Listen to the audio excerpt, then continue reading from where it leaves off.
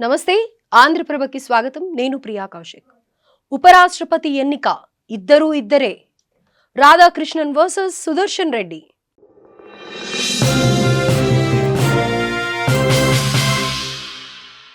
ప్రస్తుతం దేశవ్యాప్తంగా ఒకటే ఉత్కంఠ.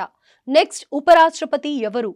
ఇప్పటికే అధికార విపక్ష పార్టీలు పోటాపోటీగా అభ్యర్థులను బరిలోకి దించాయి. ఇద్దరు హై ప్రొఫైల్ కలిగి ఉన్న అభ్యర్థులు కావడంతో ఉపరాష్ట్రపతి ఎన్నిక మరింత ఆసక్తికరంగా మారింది. మరి ఈ ఇద్దరు అభ్యర్థులు ఎవరు? వారి మధ్య సారూప్యతలు ఏంటి అనేది ఈ స్టోరీలో తెలుసుకుందాం.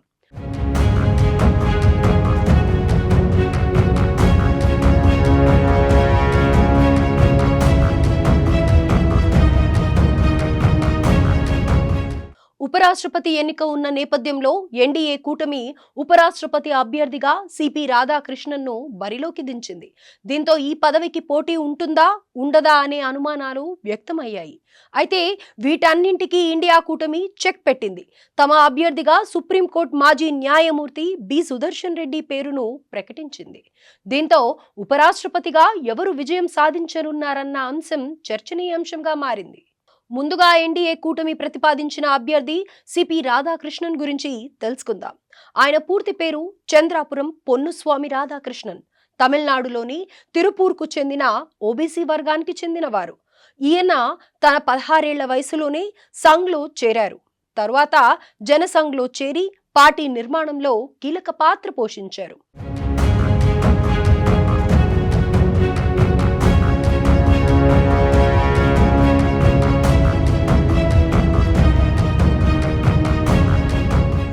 అంతేకాదు రాజకీయాల్లో అనుభవజ్ఞులు, ఆర్ఎస్ఎస్ లో లోతైన సంబంధాలు కలిగి ఉన్న రాధాకృష్ణన్ కోయంబత్తూర్ నుంచి 2 సార్లు ఎంపీగా విజయాన్ని సాధించారు. ఆ తర్వాత తెలంగాణ, పుదుచ్చేరి, జార్ఖండ్ గవర్నర్గా పనిచేశారు. ప్రస్తుతం మహారాష్ట్ర గవర్నర్గా ఉన్నారు. మొత్తంగా ఎన్డీఏ తన సొంత భావజాలం, రాజకీయ విలువలు, అనుభవం ఉన్న వ్యక్తిని పోటీలో నిలిపింది. మరో ముఖ్య విషయం ఏంటంటే ఆయన మాజీ ఉపరాష్ట్రపతి జగదీప్ ధన్ఖడ్ కు భిన్నంగా ఉన్నారు. ఇక ఇండియా కూటమి ప్రతిపాదించిన అభ్యర్థి సుదర్శన్ రెడ్డి. ఆయన స్వస్థలం తెలంగాణ రాష్ట్రంలోని రంగారెడ్డి జిల్లా కందుకూరు మండలం ఆకుల మైలారం. ఉస్మానియా యూనివర్సిటీలో చదివిన ఆయన అంచెలంచెలుగా సుప్రీంకోర్టు న్యాయమూర్తి పదవి వరకు ఎదిగారు. ఆయన 1971లో ఏపీ బార్ కౌన్సిల్లో న్యాయవాదిగా పేరు నమోదు చేసుకున్న ఆయన 1988లో ప్రభుత్వ ప్లీడర్గా ఏపీ హైకోర్టులో నియమితులయ్యారు. 1993లో ఏపీ హైకోర్టు అదనపు న్యాయమూర్తిగా, ఆ తరువాత గౌహతి హైకోర్టు ప్రధాన న్యాయమూర్తిగా పనిచేశారు.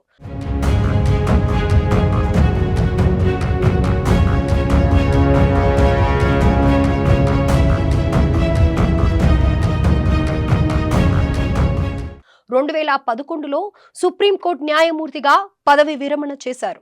తర్వాత గోవా మొదటి లోకాయుక్త్ చైర్మన్ గా సేవలు అందించారు. అయితే ఆయనకు రాజకీయాలతో ఎలాంటి సంబంధం లేదు. మొత్తంగా రాజకీయేతర అత్యంత విశ్వసనీయమైన వ్యక్తిని ఖరారు చేసింది ప్రతిపక్ష పార్టీ. జగదీప్ ధన్ఖడ్ ఆరోగ్య కారణాల దృష్ట్యా ఉపరాష్ట్రపతి పదవికి ఆకస్మికంగా రాజీనామా చేశారు.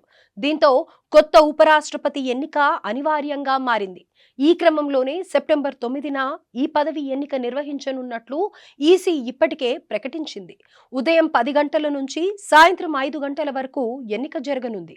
దీనికి సంబంధించి నోటిఫికేషన్ కూడా విడుదల చేయగా ఈ నెల 25 వరకు నామినేషన్ల ఉపసంహరణకు గడువు ఉంది.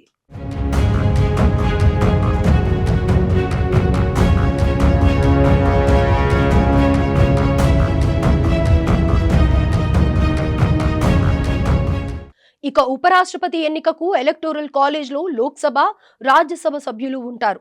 రాజ్యసభకు నామినేట్ అయిన సభ్యులు కూడా ఈ ఎన్నికలలో ఓటు వేయడానికి అర్హులు.